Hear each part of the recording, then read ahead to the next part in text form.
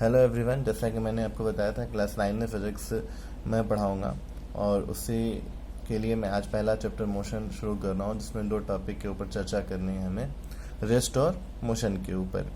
ठीक है, देखिए ये जो फिज़िक्स की एक ब्रांच होती है काइनेमेटिक्स, उसके अंदर ये हमारा जो है चैप्टर आता है, जिसमें ऑब्जेक्ट के रेस्ट और मोशन में होने की बारे में हम जो है स्टडी करते हैं। अब रेस्ट सिचुएशन और मोस्ट सिचुएशन को डिफाइन कैसे किया गया है। रेस्ट कहा जाता है कि अगर आपके सामने किसी ऑब्जेक्ट को आप पकड़ लें, मान लीजिए ए है और दूसरा ऑब्जेक्ट एक बी ले लें। अब अगर टाइम के साथ इन दोनों ऑब्जेक्ट के बीच की जो दूरी है, मान लीजिए वो डी है या जो भी है, वो चेंज ना हो रही हो टाइम के साथ। आप टाइम देखें, इन दोनों के बीच की दूरी इतनी है, थोड़ा टाइम बीत गया, इन दोनों के बीच की दूरी इतनी है, तो हम कहेंगे कि ए जो है वो रेस्ट में है बी के रिस्पेक्ट में। ठीक है, ए क्या है, रेस्ट में है किसके रिस्पेक्ट में, बी के रिस्पेक्ट में। ठीक है, ऐसा ही होता है।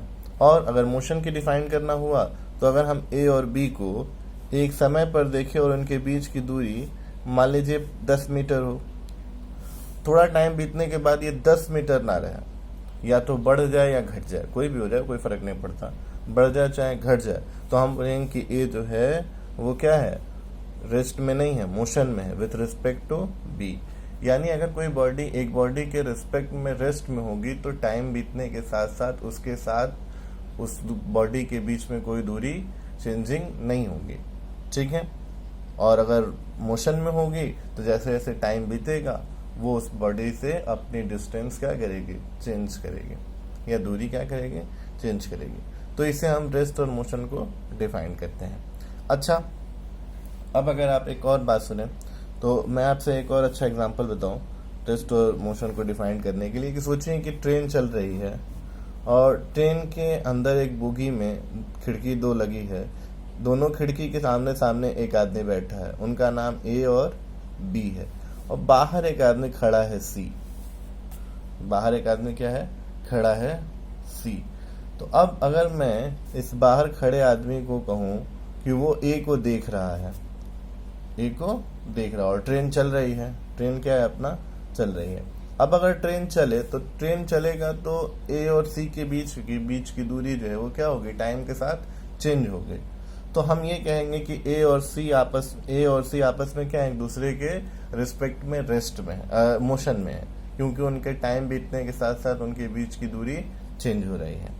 लेकिन अगर मैं डब्बे के अंदर आ जाऊं और मैं ए और बी के लिए बात करूं और ट्रेन चलती रही, ट्रेन चल रही है, ऐसा नहीं है ट्रेन रुकी है, ट्रेन चल रही है, तो आप सोचिए कि ए और बी के लिए अगर हम बात करें तो ए सामने बैठा है, बी सामने बैठा है खिड़की पे, और ट्रेन चली जा रही है, तो भी उन दोनों के बीच की दूरी नहीं चेंज हो रही है। भले ट्रेन चल रही है लेकिन उन दोनों के बीच की दूरी चेंज नहीं हो रही है। तो इस कंडीशन में कहा जाएगा कि ए और बी किस में है, रेस्ट में है, ए और सी किस में है, मोशन में, और ए और बी किस में है, रेस्ट में है। क्यों, क्योंकि ए और बी के बीच का जो डिस्टेंस है वो टाइम के साथ चेंज नहीं हो रहा है।